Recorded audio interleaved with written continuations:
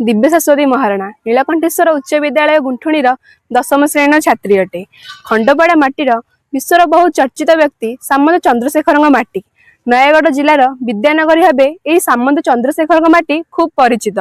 विशेषकर बहुदिन धरी यह माटी रे खंडपड़ा महोत्सव कार्यक्रम चालू रही।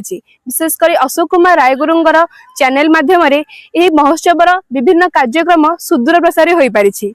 आम नीलकंठेश्वर उच्च विद्यालय छात्री माने गत वर्ष 2024 खंडपड़ा महोत्सव रे योगदान दे बहुत गौरव अर्जन करिछु।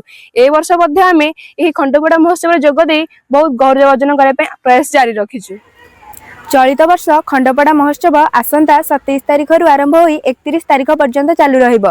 एही कार्यक्रम रे आमे योगदान करी गौरव अर्जन करिबु। मो श्री श्याम सुंदर राउत प्रधान शिक्षक नीलकंठेश्वर उच्च विद्यालय गुठुणी आम्भे मैंने तो यही उत्सव को आसबू आपण मानक समस्त की स्वागत रहा। समस्त आसी आनंद उपभोग करेंगे एवं मजा ने। जय जगन्नाथ।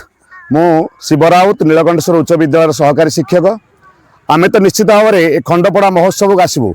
मो पिला नहीं निश्चित मुझे पहुँची किंतु आपण मानक सादर निमंत्रण। आपण निश्चित भाव में खंडपड़ा महोत्सव योगदान करेंगे। आहार गौरव वृद्धिकार सहयोग करेंगे। आम पाई बड़ आम पाई लोड़ा जय खंडपड़ा।